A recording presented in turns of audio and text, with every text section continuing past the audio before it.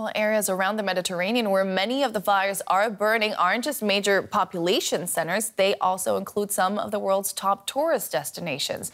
Millions of people vacation every year along Mediterranean beaches and in the region's cities with a rich history and vibrant cultural scenes.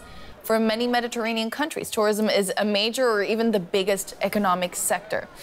And well aware of this, Germany's health minister Karl Lauterbach raised eyebrows a while back when he suggested the future of tourism in southern Europe could be in doubt because of climate change, like the extreme heat wave affecting the Mediterranean right now. He said, if it continues like this, these holiday destinations will have no future in the long term. Climate change is destroying southern Europe. An era is coming to an end. Well, the mayor of the Italian resort town of Rimini, which has long been popular with German tourists, rejected the health minister's suggestion. In an open letter, Rimini's mayor invited the German minister to come see for himself. He wrote, "I can reassure you, don't be afraid. Our tourism, as well as tourism in all of southern Europe, will not disappear because of climate change." But how? Let's talk about that with Alexandra Priante. She's the Europe Director at the UN's World Tourism Organization. Ms. Priante, welcome to the day. Now, who do you agree with more, the German health minister or the mayor of Rimini? Well, first of all, very good to be here. Absolutely with the mayor of Rimini. First of all, because I'm Italian, so I have to. And second, because we don't need more apocalyptic sort of, scary sentences about there's no future. Of course, there is future for tourism. And of course, Southern Europe is going to continue remaining the #1 destination for tourists in the world. So, just to give our viewers a sense, sorry to interrupt you there, but because we have viewers from all around the world, how big an issue is this for the regions affected? How big an economic factor is tourism for countries like Greece, Italy, and Spain?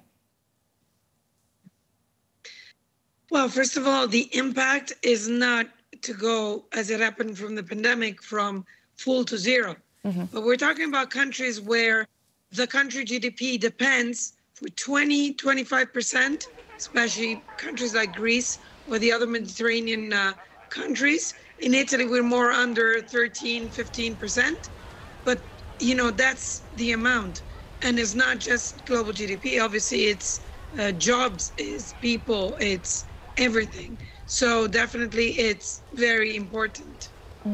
Beyond the heat waves and wildfires that we're seeing right now that are very much creating apocalyptic scenes, how is climate change already affecting tourism in Europe?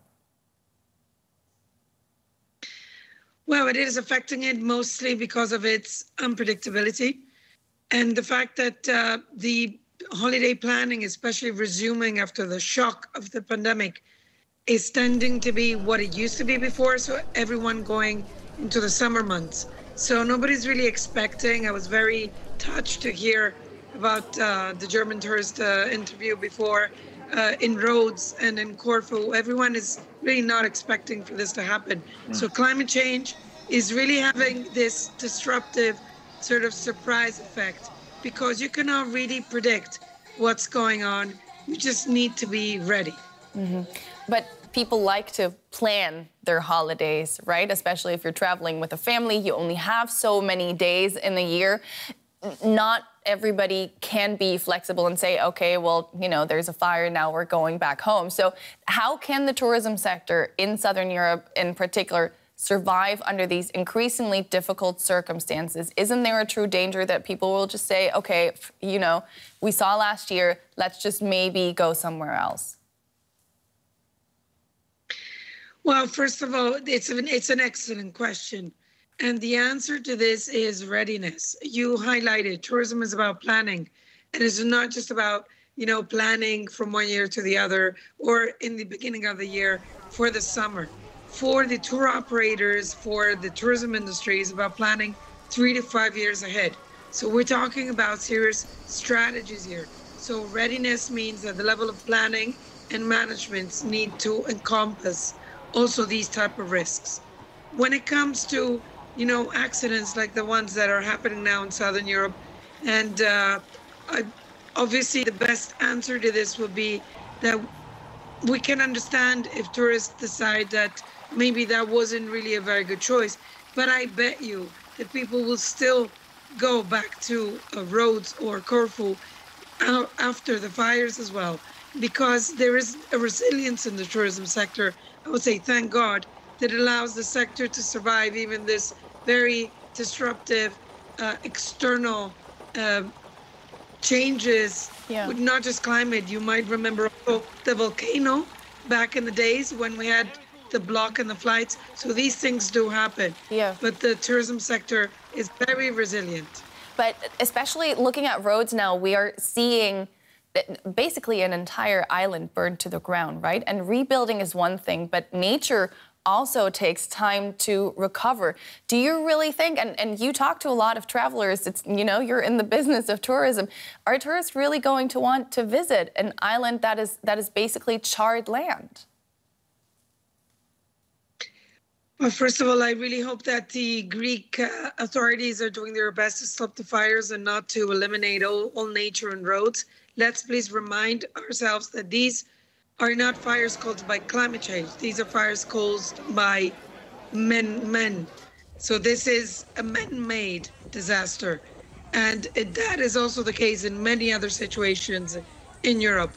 I would say that definitely whoever had a very, very bad experience is not going to want to go back again. But I really hope that Rhodes and Corfu are able to rebuild the trust and make sure that whomever goes back also goes back with the idea of helping the population and the island to regain their wealth and their position through tourism. Why not? Tourism is a very flexible sector and it allows for a very rapid restart. But once again, let me take this occasion with you to just warn everyone about something very important. We've been advocating for a sustainable tourism since day one. And sometimes we have the impression that there's a lot of greenwashing. Yeah. There's a lot of, small efforts. I think all the things that are happening now have to remind us that these destinations need to become truly sustainable. So the effort needs to be done at a wider level, and investments need to be in place so that whenever something happens, there is the possibility of restarting without having the masses being moved again just for financial reasons. Alessandra Friante, Director of the Europe Department at the UN's World Tourism Organization. Thank you so much for sharing your take with us. Thank you.